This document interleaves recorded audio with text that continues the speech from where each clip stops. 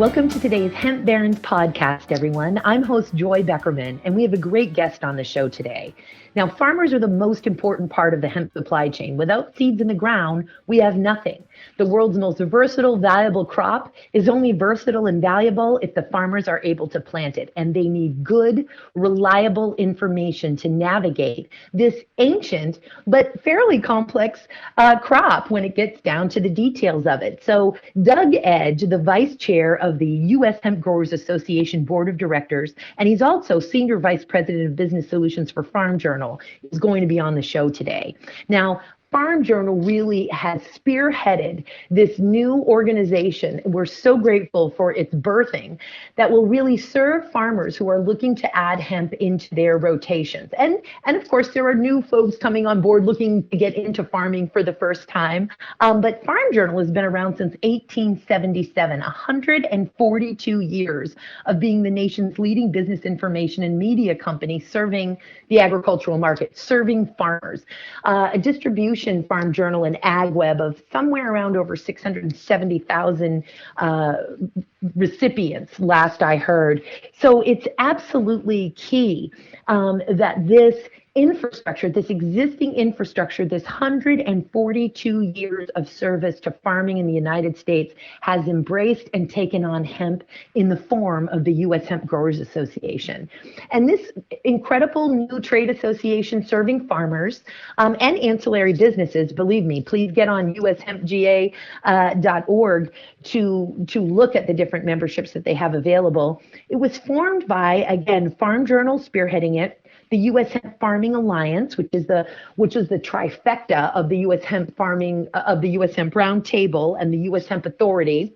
We also had formed the U.S. Hemp Farming Alliance and now folded that into the U.S. Hemp-Growers Association, as well as First Crop, International Hemp Solutions, and Hilo Seed Company have formed this great trade association. So just really excited to interview Doug today and talk about what Farm Journal's, basically how they got involved with this exciting crop and what their goals are and their mission is with this new organization. COVID-19, it's going to be fascinating next week. I actually relocate. I'll be keeping a small residence in the state of New York. I spend a lot of time there and do a lot of work with the emerging hemp economy in the Hempire State, as I call it. And I've lived there for many years as a younger adult. Owned actually the first hemp store in the state of New York, but I am moving back to Seattle. Seattle is where I raised my children, my two sons, who are now 26 and 28. Both of them are entering master's programs. And in the middle of all this, my one son, Spiral Walking in Balance is his name. He'll be driving across the country from Seattle to Lexington, Kentucky, where he'll start an MBA program there. And then I will be driving my Prius with a very dedicated road warrior, awesome healthcare law attorney friend of mine from upstate New York to Seattle. So I start that drive on May 15th, the very day currently that New York is opening back up very slowly, very responsibly. I'll be driving across the country, and I think it could be fairly haunting. I'm not excited about staying in hotels. I think we're going to do Airbnbs and Bs and get our own food, at grocery stores. And I think we're going to navigate across the country that way. And just super excited. I will miss being a permanent resident of New York, as I have been for the last couple of years or 2.5 years, but will be so grateful to remain a part-time resident and be back full-time in the Pacific Northwest, the Emerald City, as it were.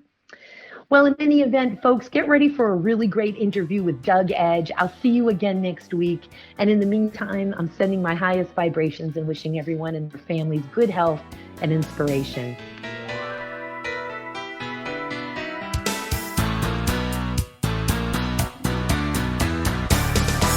Well, welcome, Doug. Thank you so much for being with us on Hemp Barons today. Well, thanks for having me, Joy. It's a pleasure to be with you. You're doing such amazing work. First of all, of course, you have this foundation with this long career with the Farm Journal. Farm Journal, which is AgWeb and serves so many thousands, hundreds of thousands of farmers across the United States and beyond, and have also formed with some other founding members the U.S. Hemp-Growers Association to serve farmers in this reestablishment of the versatile, valuable hemp plant, which has finally reclaimed its place in the broad light of day with all of America's other agricultural commodities. So first, tell us about your experience and career with Farm Journal and what Farm Journal does, and then I'd love to move right into U.S. Hemp-Growers.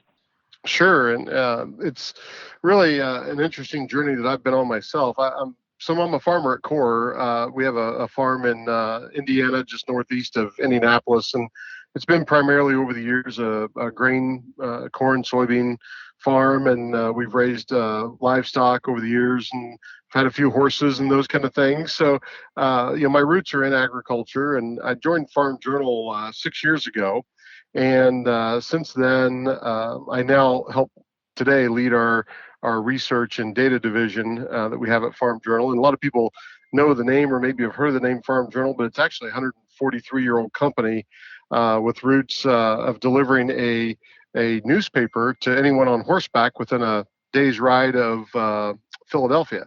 It's kind of how it started. And today it's really a multimedia data research company. And we really don't get into association building or management of an association, but when a group of hemp industry leaders came to us and asked for help and really felt like with our brand and the heritage it has rooted in agriculture, we could help really legitimize the industry and bring farmers some good education and content that they need to really navigate getting back into, as you described, a rebirth of a very old crop for us here in the U.S. So we decided to embrace that, and I was kind of in the middle of all that, I guess, and helping us go down that path. We were looking at the hemp industry from really purely a content and data standpoint, and when this group came together and asked us if we would help build the association, I got to be honest, we thought long and hard about it, and whether or not it was the right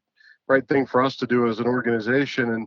And then we just felt like, in our core, we advocate for farmers. And if this can be a viable crop that they can put in rotation and create, profitability for their farming operation, we need to advocate for that. And so we decided to embrace it. What a blessing to have Farm Journal and AgWeb's participation in this, because what we're talking about is from we, as in, and you're a part of this now, obviously, right smack dab in the middle of it, Doug, we meaning the hemp industries, those of us who are so much rooting for and invested in the success and delivering on the promise of this crop. And the blessing here is that we're talking about leveraging Farm Journal, AgWeb's existing legacy and networks and infrastructure that communicates with so many tens of thousands and hundreds of thousands of farmers, saying this infrastructure is already in place. These communication mechanisms are already in place. Let's take it and infuse hemp into it the best that we can. And we started to see, obviously, already great articles in Farm Journal and through all of those various platforms. And now, of course, you have the Hemp College, which I'm excited to talk about. But what an amazing shot for almost a shot of steroids, for lack of a more appropriate term here, for farmers looking to take advantage of adding this incredible crop into its rotation, especially now. And I think the timing is so perfect. Had you come in 2014 under so much gray area, we may have already burnt you out or exhausted Farm Journal and so on and so forth. And you may have decided, no way are we going into an association sort of model here.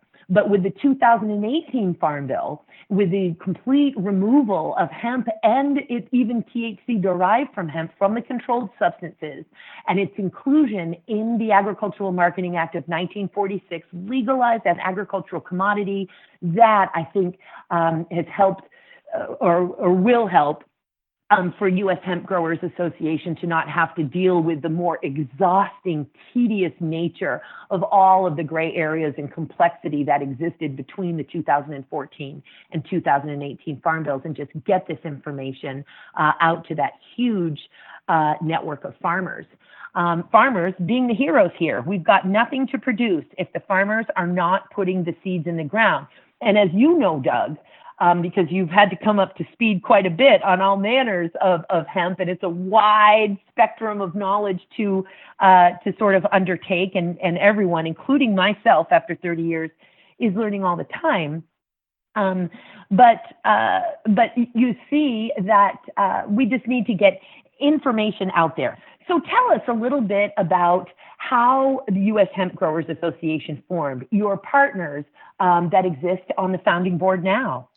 Sure, Joy. And to your point, you're exactly right. We wouldn't have been to the place we're at if it really wasn't for the work that you and a number of other, what I really consider trailblazers in the industry, helped get us to. And by changing the laws, by getting state regulatory issues pushed through, really has opened the door to this being a great viable crop again for American farmers. So my thanks go to you and the many others that worked for tirelessly for years to get this work done. And one of those folks that I know you know very well is Michael Bowman. And Michael was actually one of the first people that I spoke with. We ran into each other at the National Farm Broadcasters Association conference, and where Michael was actually speaking about hemp and the possibility of this. This was prior to the passage of the Farm Bill, which changed everything. And he was speaking of the possibility of this being a good rotational crop for farmers to integrate into their operations. And so I made a connection with Michael at that point, and that's where really the dialogue started with, wanting to form an association. There were a number of associations out there, and there still are today, a number of great, what I consider really industry associations. So they're covering all aspects of the hemp industry. They have many folks involved in the supply chain and in product, manufacturers to farmers as well. And so when we looked at the landscape of the associations out there, one of the things that became evident to Michael and many others and myself and folks involved in production agriculture was that there was really no grower-centric organization that was really solely focused on the farmer. And when you look at other crops and other production agriculture in terms of livestock, and whether it be cattle or swine or poultry or whatever, they all have their own farmer-centric trade organizations to help kind of advocate and support and educate members and provide networking opportunities and all of that. And so hemp really, we didn't feel like, and many others felt like, didn't have that was solely focused on the farmer.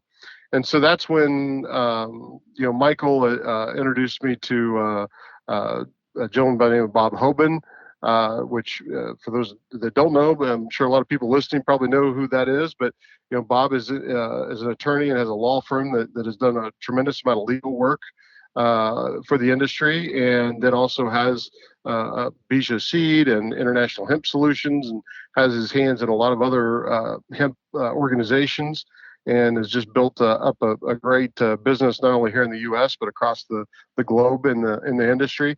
And so Bob and his team, got behind what we were doing, and then from there it really just started to spiral. I mean, we got introduced at the Hemp Industry Association event to the folks from Hilo Seed, and they wanted to join in what we're doing, and then they introduced us to a group called FlexMod, which was working more with farmers on the processing side of creating these modular processing units that they could drop into a farming location and help help farmers that way. And so they joined in, and then it just continued to snowball from there with more folks that want to join. The U.S. Hemp Farming Alliance group came on board with us, and they were an offshoot of the U.S. Hemp Roundtable, and they were a very farmer-focused group, and they felt like they wanted to align with us to really get to the next level they wanted to go. So those leaders from that group came in and got involved, and those folks are now members of the U.S. Hemp-Growers Association, and it's just really grown from there. The names that you are saying, I mean, my heart just warms. You start with Michael Bowman, a hero in the hemp space and agricultural space. Bob Hoban, one of my favorite human beings, not just as an activist, as a person. And the same is true, by the way, for all of these folks, in particular, Michael. And we just interviewed Bob just this week and did a switch, and he interviewed me for his podcast. But Bob is just amazing. International Hemp Solutions, Hoban Law Group, Bija, Hilo Seed, an incredible team. But the first name that comes to mind for me is Christian Gray, just one of the finest humans, to think of, and who does so much volunteer work for all manners of advocacy and people and farmers. But of course, the World Ag Expo, the largest agricultural trade show in the world, being one of his babies. And we have so much to thank Christian for the World Ag Expo's embracing. And you were there. We were there the whole time for those 3 glorious days.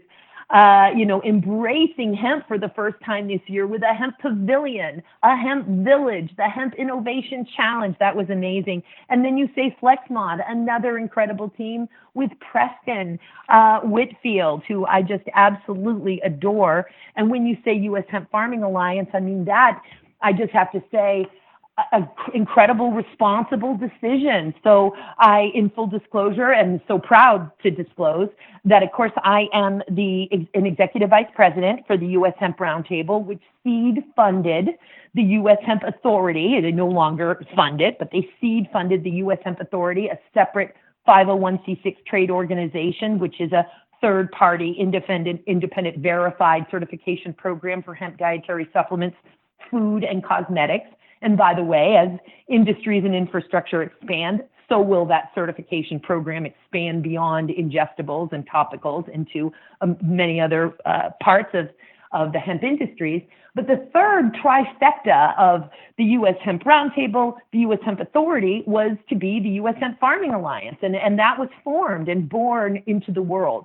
And the reality is that the leaders of those groups, in their infinite wisdom and in their dedication and commitment to farmers and to the plant and to the work that we do with our various missions and obligations, said, you know what, we just can't take on this third leg and really serve farmers the way they need and deserve to be served. And I love that then the permaculture, as I like to say, economic or advocacy permaculture came along and said, listen, let's work with the U.S. Hemp-Growers Association and basically allow U.S. Hemp-Growers Association to absorb us. And if I'm using the wrong words there, please correct me, Doug, absorb the U.S. Hemp Farming Alliance into this larger group, the U.S. Hemp-Growers Association, with so many wonderful people and teams working together to make this a new and strong leading organization for farmers. No, you're right. And it's we're proud and very blessed to have all these different organizations and leaders. What I really look to as leaders, and we, and I don't come from the hemp industry myself. I come from ag and from farming. Although we'll be planting our first hemp crop this spring here, which I'm excited about. But it's been fun to really navigate and see. And you can tell. I don't think you've got to be an expert in the hemp industry to be able to see who good people are. And I think these are just some of the upper echelon that have helped drive this industry forward.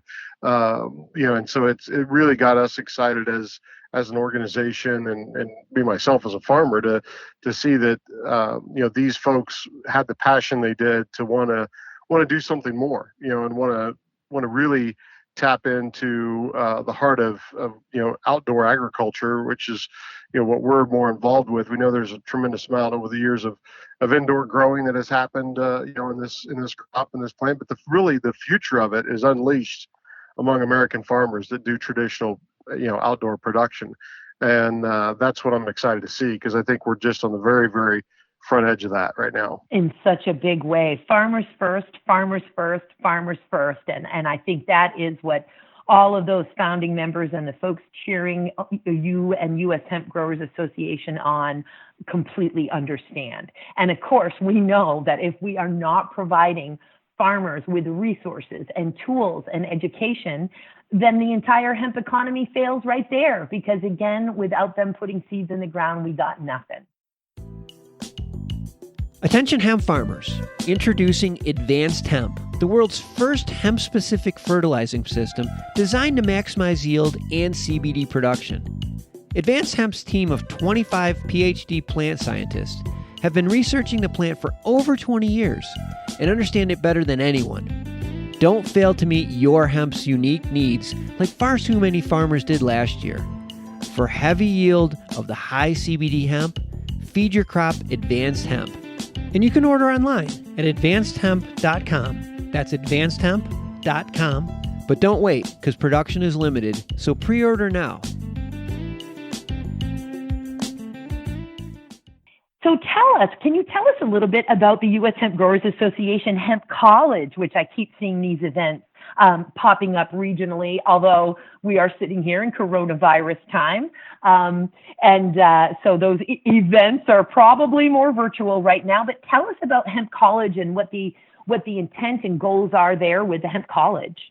So really, it goes back to our roots with Farm Journal. Over the years, Farm Journal has put on what we call college events. So it's, you don't get college credit for them, but they're one-day agronomy events, and they're focused around, a particular crop. And we've done these for years for a lot of the traditional, crops like corn and soybeans and cotton and sorghum and those kind of things. And so we felt like, that's an area that we knew how to execute those kind of one-day small events like that, but pack in a lot of information into those. And so we launched those last year, focused on the hemp crop, and very agronomy focused too, I should say, because there's a lot of hemp events that cover lots of different topics, whether it's legal, finance, end-use products, those kind of things. And so our events were very focused around the agronomic side of how to raise the crop, how to evaluate, your seed selection, do you have the right soil type for the right kind of genetics that you want to plant, and then where do you go beyond that to take that crop to market, how to contractually you work with folks, and we did touch on, because this is such a unique and different crop, some of the legal aspects and financial aspects of it, but for the most part, hemp colleges have been very agronomy focused, and obviously, as you mentioned, we're in this time period where every live event has been stopped at this point, and we're revamping it now to make those virtual, and we're getting ready actually here very soon to launch our first e-learning hemp educational piece, which we're taking now some of the folks that have spoken at some of our hemp colleges across the country, and some of the ones that have been very highly rated among our farmers, to then create e-learning modules with them that we can make available through the U.S. Hemp-Growers Association and through the Farm Journal platform. So we're in the process of kind of shifting gears and putting our focus there right now. We will likely start back up some live events, later this year once the coronavirus has passed and that's safe to do again.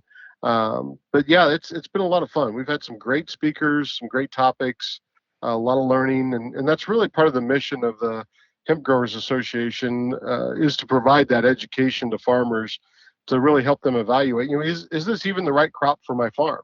We oftentimes will, some people say, well, you help me make a decision. This, we're not really set up for this crop, and we'd have to invest a lot of money to change our practices and our equipment and our operation to do so. And that particular farmer just may not be ready to do that at this point in time. So we don't sugarcoat anything at these events, and we don't with the association either. We understand that there's risk involved with growing hemp right now. There's just like any crop, but there maybe is a little bit more risk with hemp than other crops, and it's a volatile market. We're seeing across the country here. And this is one thing I'd love to get out, Joy, with this experience with you is, there's always negative news, right? And there's always negative about every subject there is under the sun. But I know one thing about farmers: they seek out information. And what I don't want to see happen is, as they seek this information out and they read these articles about, a particular farmer and their crop going hot and them having to destroy the whole acreage that they planted, or they got some bad genetics, or there's bad actors in everything, and we've had our share in the early stages of integration of this crop into the traditional farming arena. And I think that my biggest hope would be that they don't get discouraged by the negative. There's a lot of positive out there.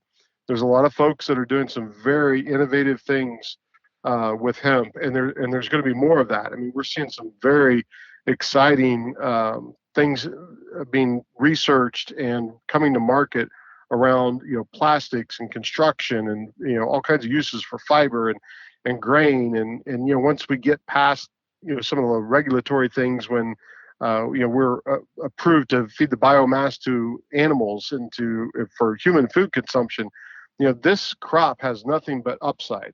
And so I hope that farmers and folks listening to this don't hear the negative things and believe that there's no future, or that, boy, that was a short-lived kind of gold rush on CBD or whatever, and now it's over, because we've really just started. I mean, I think that it's so infant right now, and there's so many other uses, and even on CBD, I think there's going to be some great new discoveries in the years to come. There's other things that the plant, from a nutritional and medical benefit, I think is going to be discovered and created. I'm not going to make any claims here that those things are, we got to be careful, I know, on that, but I think it's going to happen. I mean, if I looked into a crystal ball, I think there's going to be a tremendous amount of research done. It's already ongoing.